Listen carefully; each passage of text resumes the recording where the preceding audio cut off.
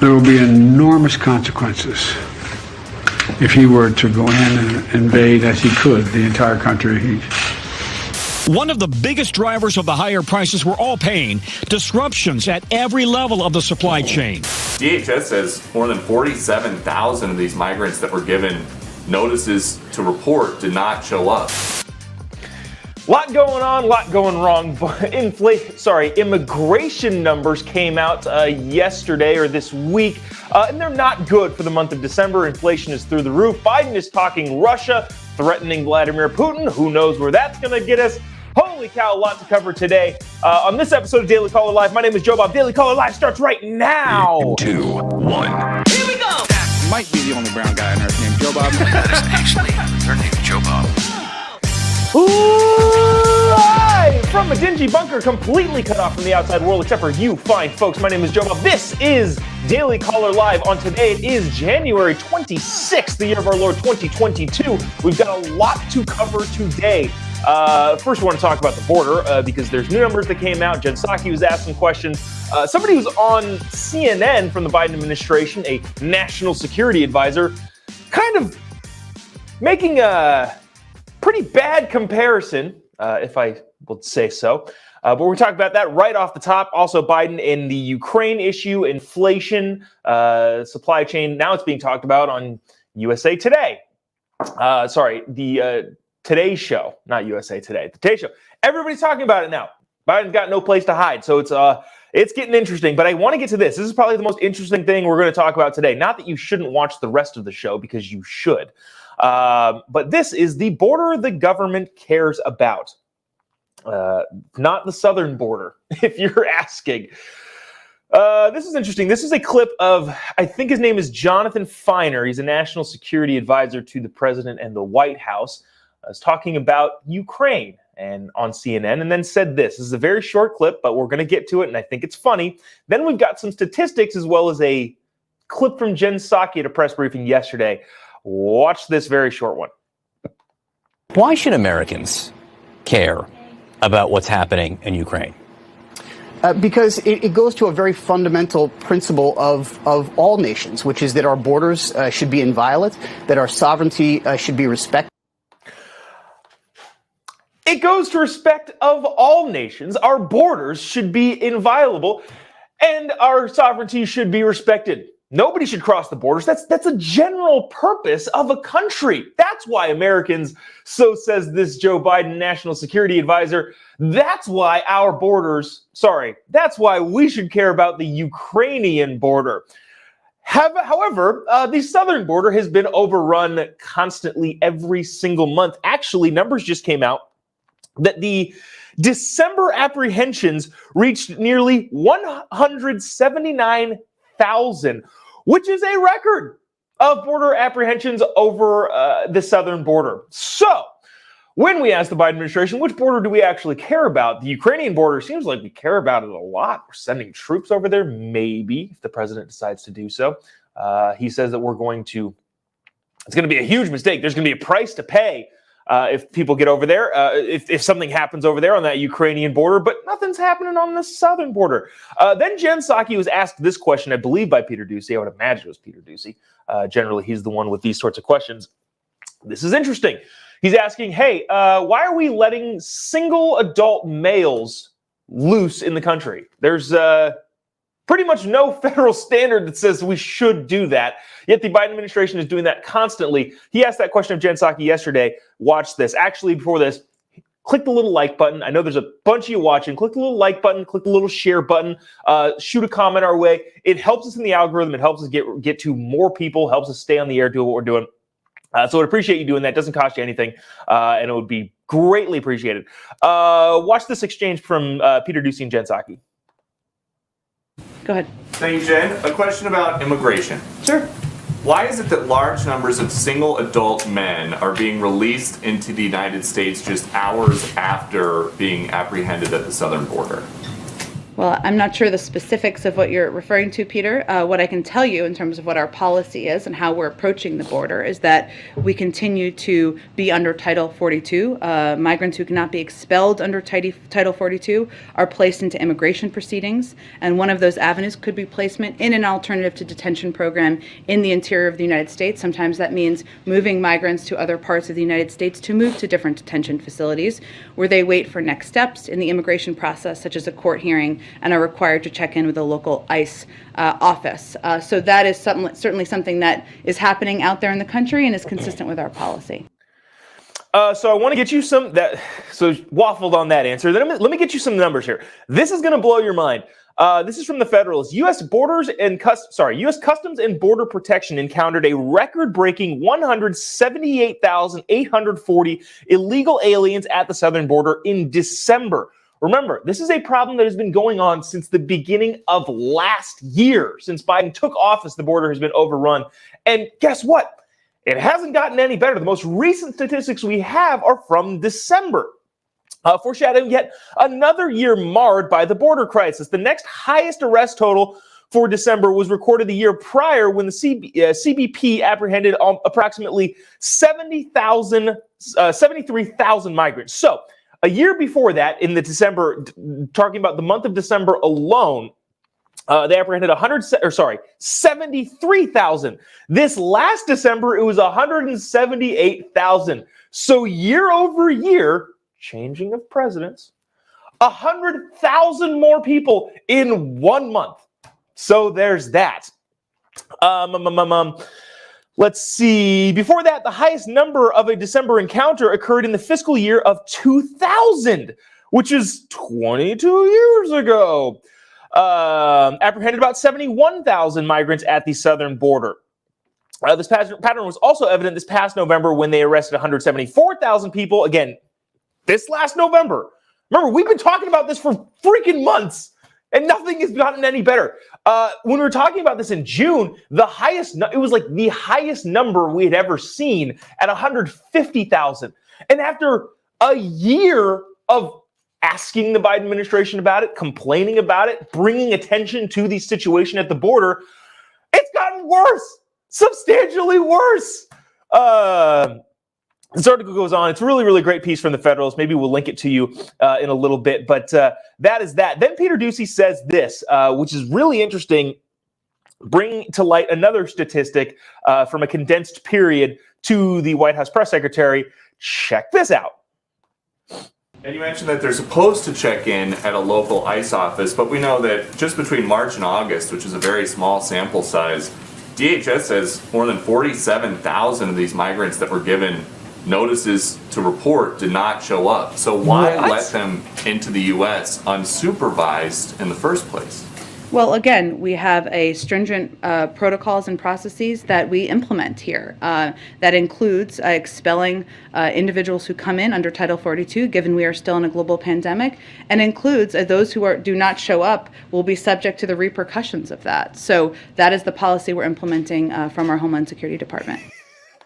So that was a big nothing answer again from Jen Psaki, White House press secretary. But Peter Doocy saying, hey, in this very short, condensed period of time, 46,000 people just didn't show up. What? You're telling me that the government that doesn't enforce any of their rules is shocked by people not obeying the rules? How crazy is that? But that is that. It is not going well down there on the southern border. I want to get to this. This is actually pretty interesting. This is Joe Biden talking yesterday with a gaggle of press reporters. He doesn't do this nearly as often as President Trump does. Now, when we talk about press conferences, right? Joe Biden has done 2 standalone press conferences his entire presidency, which is substantially not that much. Now, some of the people on the left that I've been seeing, and you should know this, have made the argument, well, President Trump didn't do very many press conferences either. Yeah, except for the guy talked to the press literally every day. Whenever he was going anywhere, on his way to the chopper, on his way to Air Force One, he'd sit out there and stand for like an hour taking questions. The guy was probably late to everything. So when you talk about actual press conferences, what people are actually talking about is access to the media. President Trump, while he didn't give very many press conferences, official press conferences in the White House press briefings were a little bit less frequent than normal, the guy stood out there and answered questions for an hour like every single day on the tarmac. So there's that. Joe Biden does not do that, except for in this instance when he was taking questions from a couple reporters. I'm not sure where they were, but he said something pretty dang interesting. I hate to do this to you, but I'm going to. We're going to talk about inflation more a little bit later because it's through the roof, but you have to protect your savings. Inflation is at a 40-year high. The Biden administration is doing everything it can to tank the value of the U.S. dollar. I believe it was Reagan that said something along the lines of inflation is the biggest tax on the American people that you don't see. Inflation hit 7% last year. Therefore, unless you got a 7% raise or you made 7% on your savings account, you lost money. So how do you protect your money? Well, you might be asking, I don't know anything about investing in gold because gold is the best way to do it. I don't know. How do I invest in gold? Well, our friends at Birch Gold will send you a free, no obligation, no risk kit on all of the information, that everything you need to know to invest in gold and protect your savings. Text JOBOB to 989898, Jobob to 989898. And our friends at Birch Gold, again, will tell you everything you need to know. This is important about investing in gold. Don't think about this as an ad. Think about this as like a friend-to-friend recommendation. This is what you should do to protect yourself and your savings. Do it today. Text JOBOB to 989898. Protect your savings from rampant inflation. Back to Joe Biden talking about whatever it is he's talking about, Ukraine. This was interesting. This is, again, harsh words from the president. I've got some thoughts on this after we listen to this clip from the president.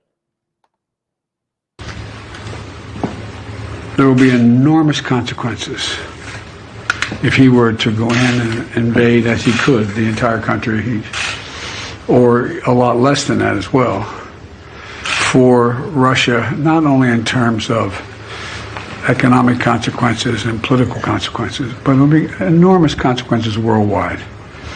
This would be the largest, if he were to move in with all those forces, it'd be the largest invasion since World War II. It would change the world. Thank you guys. Thank you guys. Let's go. Thank you guys. Let's go. Thank you guys. You guys, come on. Let's go. Thank you. There is not going to be any American forces moving into Ukraine. Okay, so that's interesting. Joe Biden said there's not going to be any forces moving into Ukraine. That wasn't really on the table. It never really was on the table. But the Biden administration has been weighing the option of sending American troops or putting them on alert in the region over there if Russia were to do something, trying to deter. The Biden administration is also trying to deter via sanctions. We talked about this yesterday on the TPUSA live show. But sanctions is how Antony Blinken over in Kiev right now is saying, hey, we're going to inflict sanctions on you. The Financial Times, which is a ridiculously expensive newspaper, was also reporting this, though. In regards to sanctions, the way that the United States and the global community can sanction Russia is take them off the SWIFT system, which means they can limit access to international banking transactions. Here's the thing, though. In 2014, Vladimir Putin decided to, on purpose and intentionally, decided to bolster the Russian central bank system. He quadrupled or quintupled 6 times. He's added so much money to the Russian central bank. The reason being is he is looking to withstand U.S. and global sanctions. At the same time, Russia is far less dependent on Western investment and instead is moving to the renminbi, the Chinese investment form. All of this is to say that Antony Blinken and President Joe Biden, who are threatening sanctions against Russia, probably won't do much. I don't know what we do. I'm not a military guy. I don't claim to be. But all I'm saying is the things that they're advocating for, Putin has been preparing for the last 7 years. Again, in 2014, I believe, he had 1/6 of what they have now in the Russian central bank. They've been bolstering up. They've been preparing for U.S. sanctions or global sanctions if they were to do something exactly like what they're doing. So it'll be really interesting to see what comes out of that.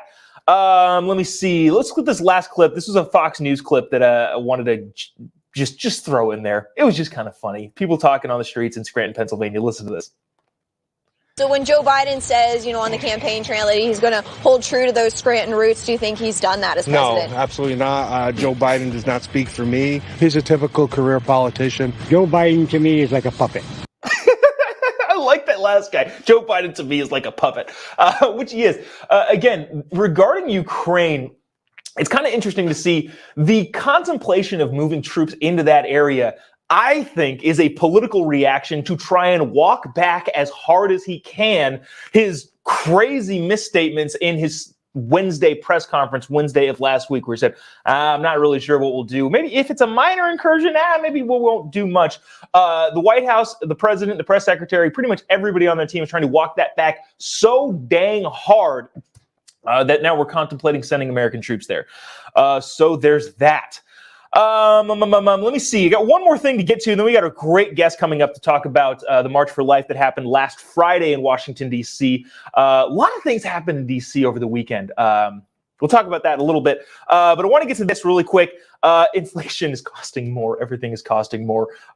This is a clip from USA Today. Not USA Today. Why do I keep saying USA Today? Not Good Morning America. The Today Show. There's one of those Alphabet Network morning shows. They've been dodging the inflation question a lot. So have all of your Alphabet media, your super lefty CNN, MSNBC. Remember when MSNBC was like, inflation, maybe it's a good thing. It's not at all. But now the Today Show is now covering this in full. Listen to this, again, from not a conservative outlet talking about inflation, everything getting more expensive. I thought this was interesting. That inflation is hitting the hardest on Main Street as the price of food, clothing, cars, and housing continues to climb. One of the biggest drivers of the higher prices we're all paying, disruptions at every level of the supply chain, from Chinese manufacturing plants to gridlocked ports to U.S. store shelves. Whether it's the air transportation to bring goods in, the cost of ocean freight carriers, whether it's truck drivers or it's distribution center workers, everything is costing more. Along with higher prices, longer wait times. Lauren Logan and Charlie Birnbaum operate stores for expecting parents on opposite sides of the country. At Pish Posh Baby in New Jersey, they've tried to adapt. We've completely rehauled their website, added features that would help, when we're out of stock for an item, that customers can be notified when an item comes back in stock. While at Juvenile Shop in California, new moms are having to plan early. Usually we would tell them to come in their second trimester, and now we need to tell them you need to be coming in your 12th week of pregnancy. So, look, this is nothing that we haven't already known. We've been covering this for 6 months now? Inflation, again, going through the roof. 7% on the year last year. It is not good. It's not getting any better. I like when I play these longer videos because then I get to read some of these comments. Travis, regarding the last clip that we played, LMAO, he's a meat puppet, referring to the President of the United States. Meat Puppet was actually a good band, though, but this guy is a good person. I don't know. Meat Puppet band name. Good title for a band name. While we're on inflation, really quick, let me hit you one more time with this. Birch Gold is the best place to buy gold. Why the heck am I buying gold, you might ask? Because it's the best way to protect your savings against inflation. Do you have savings? Do you have an IRA? Do you have a 401k? Well, guess what? You, if you didn't know this, can roll your 401k or your IRA into a gold-backed IRA to protect yourself against inflation. Unless your savings made 7% on the year, which they don't. Bank savings accounts don't make that. You lost money last year due to inflation. Inflation is at a 40-year high, and you need to protect yourself. So, friend to friend, because I think we're friends at this point, you need to text JOBOB to 989898, Jobob to 9898. I know you have your phone sitting there. Protect yourself against inflation. Well, what is that text going to do to protect me against inflation?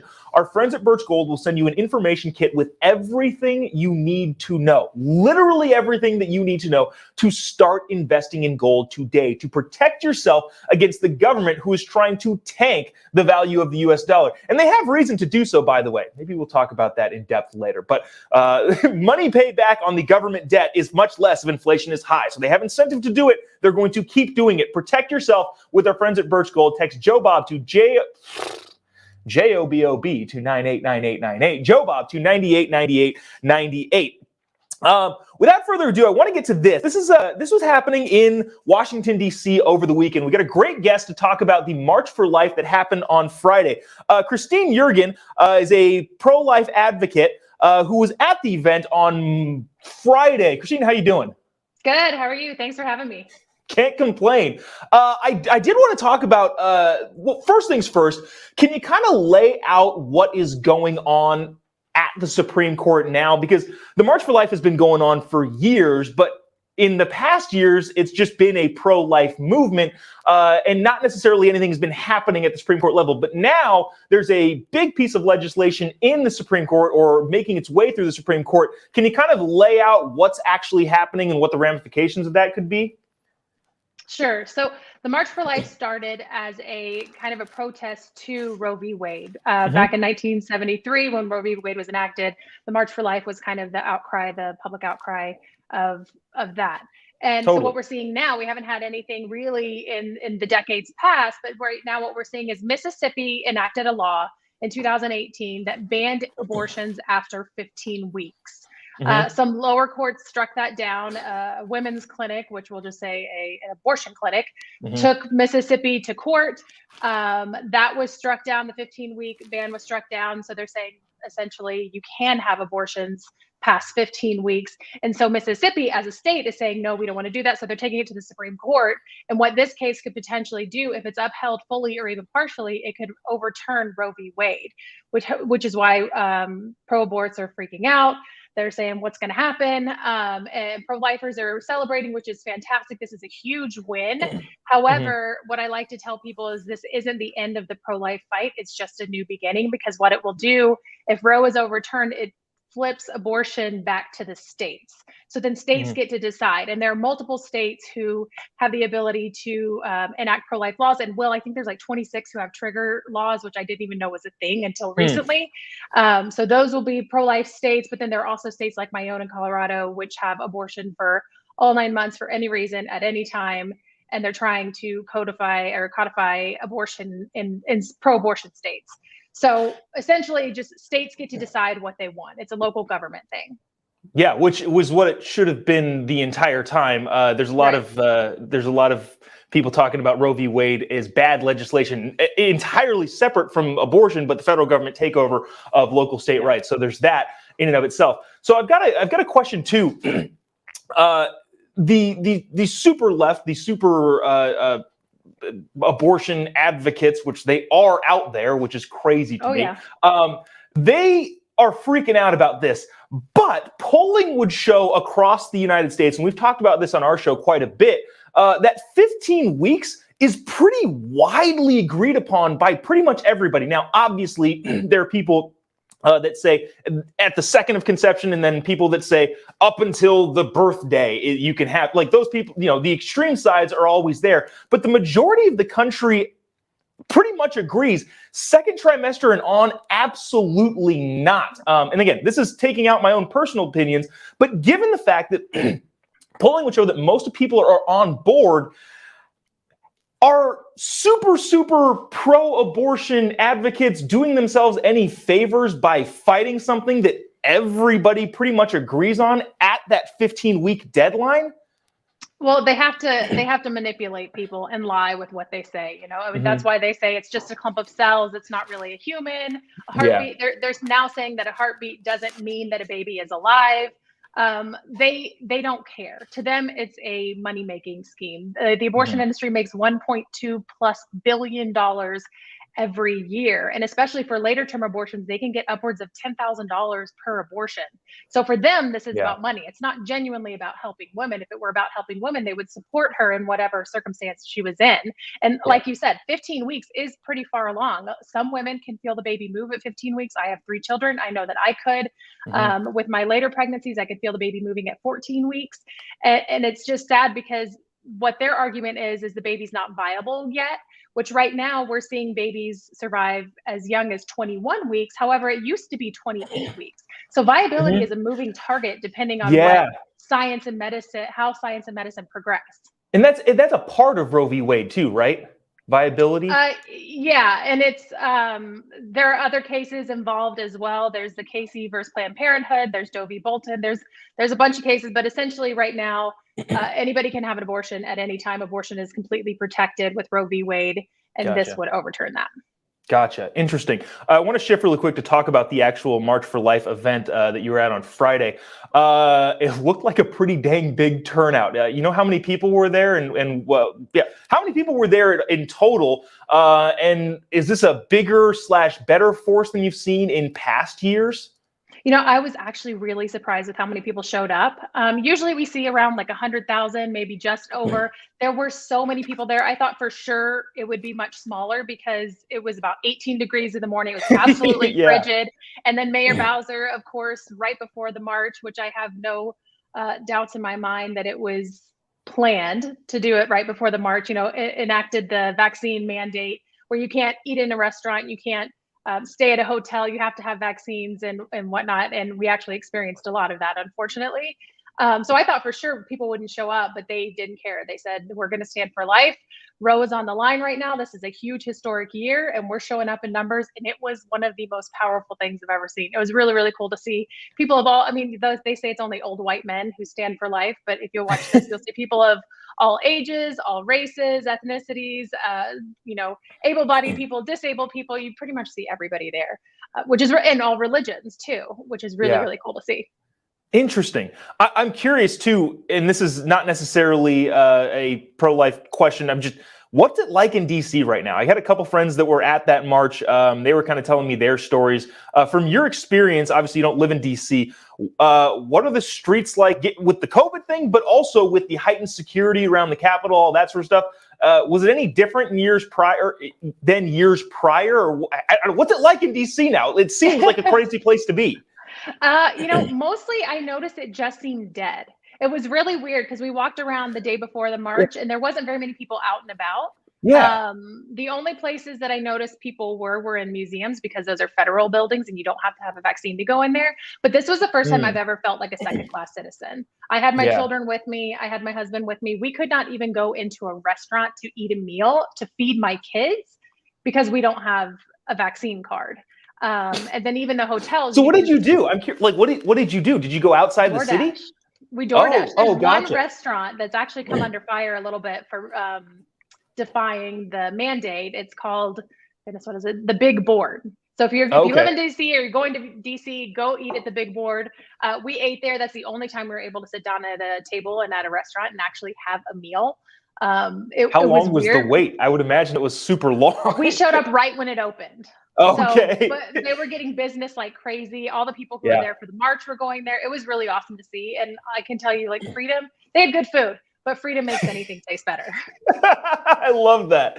Well, Christine, hey, thanks so much for coming on. Really appreciate you taking the time talking about your experience there and also what's going on at the Supreme Court. I think we're all going to have our eyes on that. And maybe we'll have you back to talk about it when a decision comes through and go through that. Let's do it. Thanks for having me. I appreciate it. Awesome. Thanks so much. We'll talk soon. Okay. So that's really interesting. I had a bunch of friends at that march, and we've all heard all of the pro-life arguments. We've all heard all of those arguments, but the mood and the temperament there, I think, was the most interesting thing when people were talking about it, to me at least. So really appreciate people going out there and doing their thing and supporting freedom, all that sort of stuff. Because DC seems like a crazy place to be right now. That's going to do it for us today. Appreciate you taking the time to listen. We'll be right back here, same time, same place tomorrow. I think there's something interesting coming up, but I can't remember what it is that we've got for tomorrow. But we'll be back here, same time, same place. If you haven't already, follow me on the Instagram, Twitter machine, any of those. Just type in JOBOB to any of them. And if it's a brown guy that pops up, it's probably me. But JOBOB, anywhere you land on social media, we'll be friends there. Send me stories, anything like that. I pretty much get back to everything. So we'll see you same time, same place tomorrow. God bless America.